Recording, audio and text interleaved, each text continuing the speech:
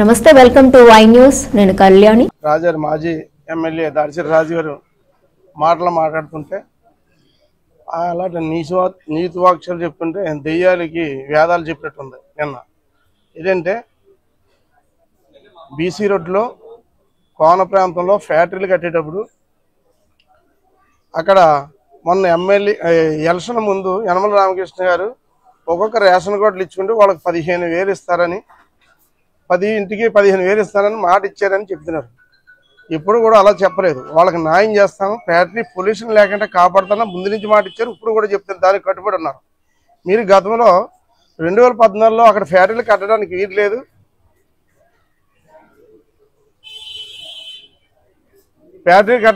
లేదు, ఇక్కడ బ్రహ్మాండంగా యాక్సిడెంట్లు ఉన్నాయి, ఇక్కడ ఆక్వా జోన్ ప్రకటించాలి తప్ప ఇలాంటి పొల్యూషన్ ఫ్యాక్టరీలు ఉండకూడదు, దీన్ని బంగాళాఖాతంలో కలిపేస్తామని మాట ఇచ్చి 2019లో అక్కడ ఉన్న ఫ్యాక్టరీలు అన్నింటిని కూడా ఓట్లు వేయించుకుని వాళ్ళకి మోసం చేసేది మీరా మరి తెలుగుదేశం ప్రభుత్వం అనేది ఒకసారి మీరు ఆత్మ పరీక్షణ చేసుకోవాలి.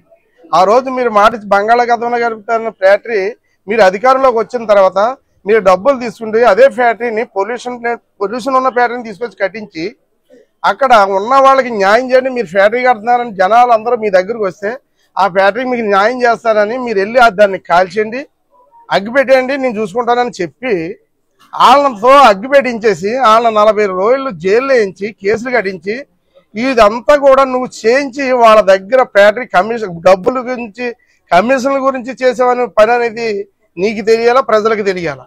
అంత మోసం చేసి అక్కడ యాదవాసులు అక్కడ ఉన్న ప్రజలందరినీ కూడా మోసం చేసి డబ్బులు తీసుకుండి వాళ్ళని జైల్లో పెట్టించి ఫ్యాక్టరీల దగ్గర ఉండి కట్టించి అక్కడ ప్రజలందరూ కూడా ఇబ్బంది పడే పరిస్థితి చేసావు.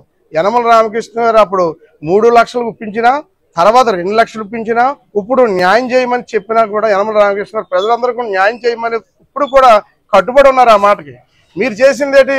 ఆ రోజు పైప్ లైన్ వాడబోయేళ్ళు సముద్రంలో ఏటాడడానికి వెళ్ళడానికి పైప్ లైన్ ద్వారా పొల్యూషన్ వస్తుంది, దానివల్ల ఇబ్బంది వస్తుంది, మత్స్య సంపద అంతా నశించిపోతుందని అక్కడ అడ్డు పెడితే వాళ్ళందరికీ 150,000 రూపాయలు ఇచ్చి మీరు అక్కడ పైపు లైన్ ఇక్కడ కాదు నక్కపిల్లి వరకు నేను వేయిస్తానని ఆ యాచరీల దగ్గర అందరి దగ్గర డబ్బులు వసూలు చేసి కోట్లాది రూపాయలు నువ్వు తీసుకుని పైపు లైన్ నక్కపిల్లి దగ్గర పంపుతానని మాట ఇచ్చి జగన్ దగ్గర కూడా తీసుకెళ్లి వాళ్ళందరికీ మాట ఇచ్చేది లేదు. వాస్తవా కాదా అనేది నువ్వు చెప్పాలి. ఇప్పుడు అది వాస్తవంగా వాళ్ళందరినీ కూడా మోసం చేసి యాచరీలందరినీ మోసం చేసి ఆ పైపు లైన్ వాళ్ళ కంపెనీ వాళ్ళ దగ్గర మళ్ళీ కోట్లాది రూపాయలు తీసుకుని మళ్ళీ పైపు లైన్ సముద్రంలో సోడుపులపేట దగ్గర వేయించింది నువ్వు కాదా అని అడుగుతున్నావు. ఆ రోజు పైపు లైన్ అక్కడ పంపడానికి వీళ్ళ దగ్గర డబ్బులు తీసుకుని పైపు లైన్ అక్కడ వేయడానికి ఫ్యాక్టరీ వాళ్ళ దగ్గర డబ్బులు తీసుకుని కోట్లాది రూపాయలు దండుకుండి ప్రజలందరూ మోసం చేసి వీళ్ళందరూ యాచి ఆక్వారంతా నాశనం చేసే పరిస్థితి, అక్కడ మత్స్యకారులు చేపను కూడా నశించిపోయేది, దానికి పరిష్కారం అంతా మీదనేది కూడా ఈ సందర్భంగా మేము హెచ్చరిస్తున్నాం.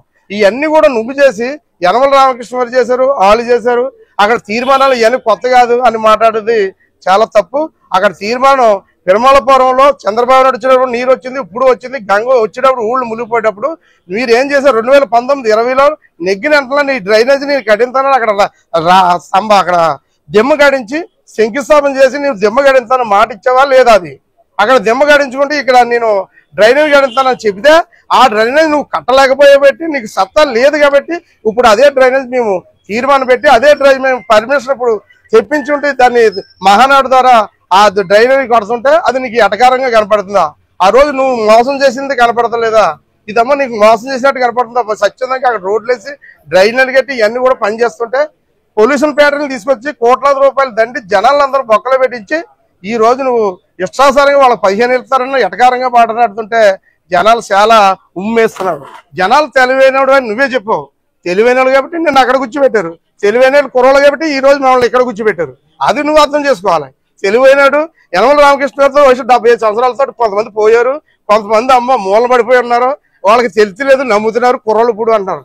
కుర్రోళ్ళు తెలిసిగా పెట్టి అన్ని జ్ఞానం ఉండగా పెట్టే నిన్ను అక్కడ కూర్చోబెట్టారు. నీ సన్యాసం తీసుకున్న మాట ఇచ్చావు, ఇంకేం లేదు, మామూలుగా ఉన్నావు. అది నువ్వు మాట నిలబెట్టకపోయి వేరే వాళ్ళ మీద బురద చల్లడం అది కరెక్ట్ కాదు. కేసులు పెట్టేది, తప్పుడుగా మాట్లాడేది, రాంగ్ గా మాట్లాడేది, నీకాట దురుపాసలు మాట్లాడి మాట్లాడినవి కూడా నీ దగ్గర ఉన్నాయి. జనాలందరూ గమనించే నిన్ను అక్కడ కూర్చోబెట్టారు.